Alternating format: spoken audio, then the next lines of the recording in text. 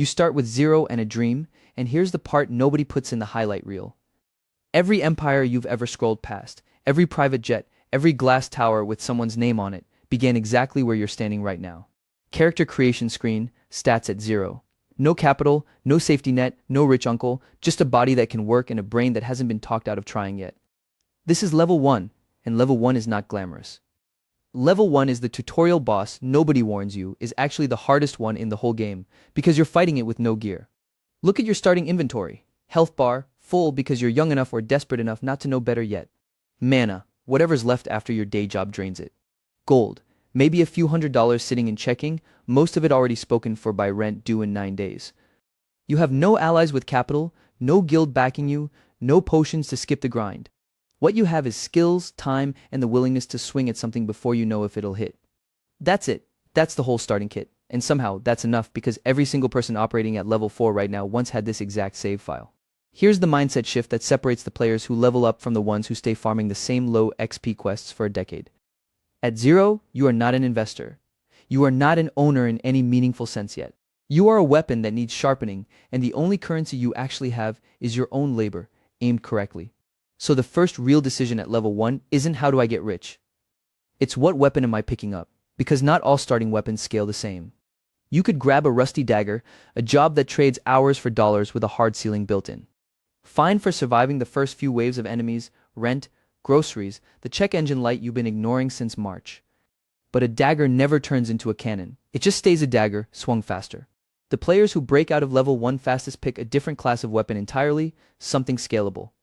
A skill or service that can be sold once and resold 100 times without your hours capping the output. Freelance copywriting instead of retail shifts. A one-person design agency instead of hourly graphic work for a boss. A dropshipping store running while you sleep instead of a second job that only pays for the hours you're standing in it. Content, an audience, a following that can be monetized in 5 different directions from one piece of effort. None of these start big. That's the trick nobody tells you. Your first client might pay you $200 for a logo. Your first month of freelancing might net less than minimum wage once you count the hours spent pitching people who never reply. That's not failure, that's just XP farming. Every rejected pitch, every awkward client call, every 11 p.m. invoice, you send yourself because nobody else will remind you, that's XP. It doesn't feel like leveling up. It feels like grinding the same low-level zone over and over with nothing to show for it. But stats are quietly increasing whether you can see the number or not. Here's the part that actually determines whether you clear level 1 or get stuck grinding it forever. What you do with the gold once you start earning it. Most players at this stage make the same fatal error. The second money starts coming in, they gear up cosmetically. New shoes, a nicer car, a subscription they don't need because it finally feels like they can afford it. That's the equivalent of finding your first 50 gold in the game and immediately spending it all on a dye pack for your armor. Looks better. Does nothing. Your stats haven't moved an inch, you've just changed the skin. The players who actually level up do something almost boring by comparison. They reinvest. Every dollar that comes in from that freelance gig goes back into better tools. A faster laptop, an ad that gets the next 3 clients, a course that teaches the skill that doubles the rate you can charge. It's not fun. There's no dopamine hit posting a screenshot of a reinvested 340 the way there is posting a photo of a new pair of shoes. But that reinvestment is the difference between a character that levels up and one that's permanently capped at level 1 gear with a slightly shinier paint job.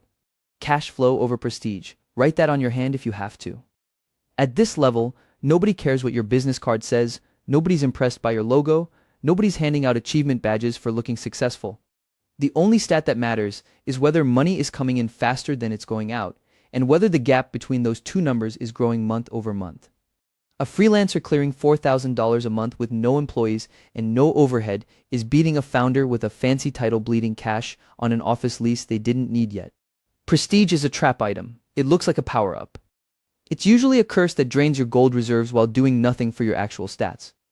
The real boss fight of level 1, the one that ends the tutorial and unlocks the next zone, isn't hitting some flashy number. It's replacing your full-time income. That's it. That's the milestone. The day your freelance work, your store, your agency, your content, whatever weapon you picked matches or beats what your day job was paying you, that's the moment the game fundamentally changes. You're no longer surviving on borrowed time between shifts. You've cleared the tutorial. You're not rich. You're nowhere near rich. But you've proven the core loop works. that you can generate money without trading every hour of your life for it one-to-one. And once that loop is proven, once you've gone from zero to that first real income replacement and started stacking toward 100K, you're not the same character anymore. You've got gear now. You've got stats. And the next zone, the one from 100K to $1 million, is where the game stops being about survival entirely and starts being about momentum. Welcome to level 2. New zone unlocked, and the first thing you notice is that the enemies changed shape entirely. At level 1, the enemy was scarcity. Not enough hours, not enough clients, not enough gold to cover rent in 9 days. At level 2, sitting somewhere between 100K and 1 million, the enemy is you. Specifically, the version of you that still thinks every task has to run through your own 2 hands or it doesn't count. Here's the ability that unlocks the second you cross into this zone: leverage.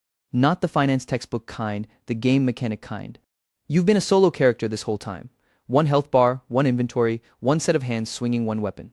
Leverage is the first time you get to summon a second character onto the field who fights while you're not even looking. Maybe that's a 12-hour virtual assistant in the Philippines answering your customer emails at 2 a.m. while you sleep. Maybe it's a freelance ad buyer who knows Meta's algorithm better than you know your own phone number.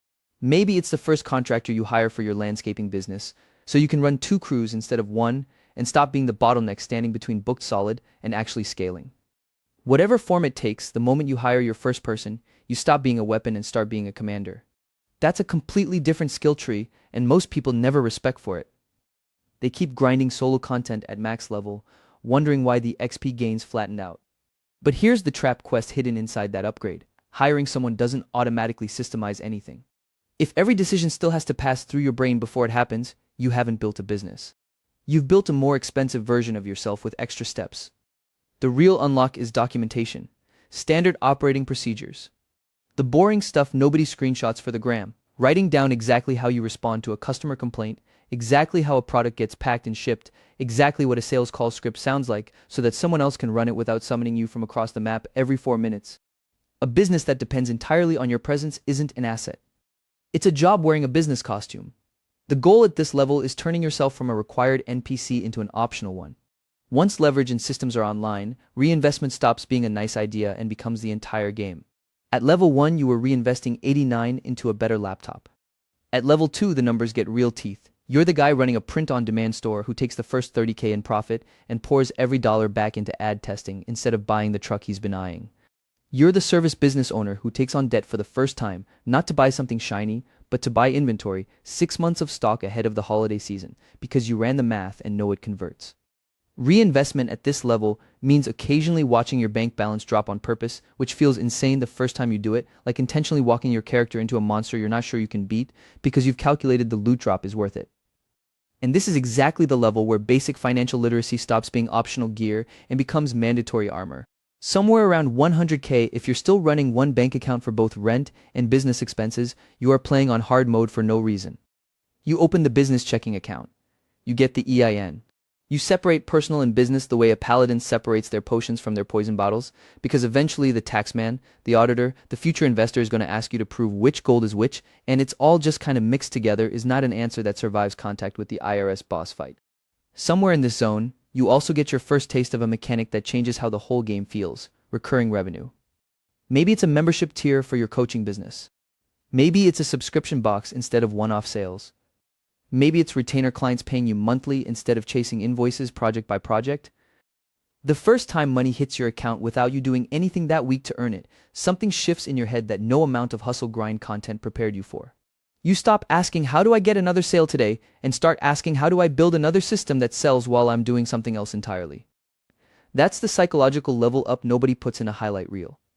You go from surviving day to day to strategizing quarter to quarter, from reacting to planning. But no one clears this zone without a boss battle, and this one usually comes disguised as either a cash flow crisis or a hire gone catastrophically wrong. The inventory order that ties up 40K right before your best performing ad account gets suspended for a week. The culture fit hire who turns out to be quietly refunding customers to hit fake satisfaction metrics, discovered 3 months and 18K in phantom refunds later. This fight is designed to punish anyone who skipped the systems and the separated accounts, because when it hits, you need to know exactly where every dollar is and exactly who's supposed to be doing what. Beat this boss, and you don't just level up. You unlock the next zone entirely, the one where the business stops looking like a business and starts looking like an empire. Welcome to level 3. The map just zoomed out, and for the first time, you can see the whole continent instead of just the one village you've been grinding in for years. At level 2, the enemy was you, specifically the version of you that couldn't let go of the controller. You beat that boss, you hired the team, wrote the SOPs, survived the cash flow crisis that tried to gut you at 400k. But the zone between 1 million and 100 million runs on a different engine entirely, and the first thing that breaks is your idea of what a business even is. Because at this level, you stop playing one character. You start managing a party. The operator who built one landscaping company with 40 crews now owns 4 separate companies. The landscaping company, a commercial cleaning outfit he bought for 600k because the same clients needed both services, a small equipment rental business he picked up at auction, and a stake in the software startup that builds the scheduling app all 3 of them run on. He's not doing the work anymore in any of them. He's allocating capital between them like a player choosing which character to level up this run. That's the shift. Single business to portfolio, 1 quest line to 5 running simultaneously. And you can't fund 5 quest lines out of pocket. This is the level where raising capital stops being a phrase you skip past in a YouTube thumbnail and becomes a mechanic you're forced to learn fast. Maybe it's an SBA loan for $2 million to acquire a competitor whose owner is retiring and just wants out. Maybe it's bringing in a private equity partner who writes an $8 million check for 30% of the company because they've seen the growth curve and want in before it bends upward for real. Maybe it's a handshake partnership with someone who has the operational chops you don't, splitting equity instead of splitting a paycheck. Whatever form it takes, you're no longer the only source of gold in the game. Other players are now funding your expansion, and that means you owe them something back: returns, equity, control. Free money doesn't exist at this level. It never did. It just used to be small enough that you didn't notice the strings, which is exactly why the next unlock matters so much: the executive layer. At level 2, you hired a virtual assistant and a couple of contractors. At level 3, you hire a CFO who's forgotten more about cash flow modeling than you'll ever learn, a COO who runs daily operations across 4 locations without calling you once, a head of growth who's run marketing at 2 companies that got acquired for 9 figures before yours. You're not managing tasks anymore. You're managing people who manage tasks. This is the level where full delegation stops being a nice idea and becomes survival, because there is no physical way for one human to operate 5 companies with their own 2 hands. If you're still in the trenches at $20 million in revenue, you're not the CEO. You're the most expensive bottleneck in the building. Diversification stops being a buzzword here too and starts becoming architecture. You take profit from the core business and put it into commercial real estate, the building your own warehouse sits in, so rent stops being an expense and starts being an asset appreciating on your balance sheet. You take an equity stake in a supplier instead of just paying their invoices, so their growth becomes your growth too. You license your brand, your formula, your operating system to other operators in other states who pay you a cut to run your playbook without you lifting a finger in their market. Revenue used to come from 1 door. Now it comes to 5, and if 1 door slams shut, the house doesn't go dark. And here's where the game mechanics get genuinely dangerous if you don't respect them. Leverage, real leverage, debt used on purpose. At level 2, debt was 6 months of inventory before the holiday rush. At level 3, it's a $15 million acquisition loan against a business generating $4 million in annual cash flow, structured so the acquired company's own profits pay down the debt used to buy it. Done right, this is the closest thing to a cheat code the game offers: buying an asset with other people's money and having that same asset pay the money back. Done wrong, over-leveraged on a business you don't understand, betting on growth that doesn't materialize, it's the fastest respawn point in the entire game, and it takes you all the way back to level 1. Something else starts compounding quietly in the background here. Something you couldn't buy at any earlier level no matter how much cash you had: reputation. Your name on a deal now moves faster than your money does. Banks extend better terms because your track record speaks before you do. Other founders bring you first pick on acquisitions because they know you close. Brand isn't a logo anymore. It's a multiplier sitting on top of every number in your business, invisible on the balance sheet, and somehow more valuable than half the line items that are actually on it. Which brings you to the real final unlock of this zone, the one that changes you more than any dollar amount does. You stop being an operator and become an owner, an investor. Someone who reads deal terms instead of writing product descriptions. Someone whose calendar has more board meetings than customer calls. It's a completely different character class, and the moment you fully respec into it is the moment 100 million stops being a fantasy number and starts looking like the doorway to the next boss fight entirely. Level 4. The screen flashes red for a second before the map opens, because this isn't a new zone anymore. This is the final boss chamber, and everyone who's ever played this game stops here. Not because they can't go further mechanically, but because $100 million to $1 billion isn't about grinding harder. It's about becoming a completely different kind of player. At level 3, you learn to own a portfolio instead of a business. At level 4, the portfolio itself becomes the product. You stop building companies from scratch and start buying them outright, whole, with their revenue, their teams, their customer lists already attached. The landscaping and cleaning operator from the last level doesn't pick up a fifth business anymore at auction for pocket change. He acquires a regional competitor doing 40 million Oz a year because it's cheaper and faster to buy market share than to build it, and because at this size, growth by acquisition isn't aggressive, it's just math. You're not asking, can I grow 20% this year? You're asking, which of these 12 companies on my target list can I close by Q3? And you can't run 12 companies, or even 4, as one operator wearing every hat. So the structure underneath you changes shape entirely. You build a holding company, one entity that sits above everything, owning stakes in the operating businesses underneath it like a command center on the map screen. Each business keeps its own management, its own P&L, its own daily grind happening completely without you. Your job is no longer inside any single one of them. Your job is deciding which businesses get capital this quarter, which get sold, which get merged, which get shut down because they're bleeding resources the empire doesn't need anymore. You've gone from playing a character to designing the game board other characters play on. This is also the level where the money itself changes species. Forget SBA loans and friendly private equity checks for 30% of one company. At this tier, you're picking up the phone with actual institutional capital, the kind that moves in 9 and 10 figures without blinking. Private equity firms competing to fund your next acquisition. Investment banks quietly floating the idea of an IPO because your revenue trajectory finally justifies public markets. Credit lines in the hundreds of millions, collateralized against an empire instead of a single asset, because at this size, banks aren't lending to a business anymore. They're lending to a track record. Your signature used to move a $2 million deal. Now it moves a $200 million one, and somehow the paperwork takes less time than it did at level 2, because trust compounds even faster than money does, which forces the biggest respect of the entire game. You stop thinking about operations completely, even at the executive level you built at level 3. You're not managing COOs anymore, you're managing macro strategy. Interest rate cycles, which sector is about to get cheap because everyone else is scared of it. Whether to deploy capital into logistics or healthcare or media, based on where the next decade of growth is actually going to happen. You read economic reports the way you used to read customer reviews. The game has zoomed out so far that individual businesses are just line items on a spreadsheet you glance at once a month. Your actual daily work is deciding where billions of dollars of exposure sit across an entire economy, and getting that decision wrong doesn't cost you a business anymore. It costs you a sector. And here's the part nobody warns you about until you're standing in it. At this level, the scoreboard stops being just money.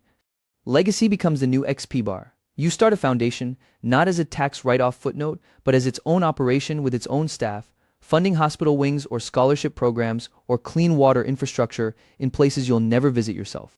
Your name stops being attached to a product and starts being attached to an institution.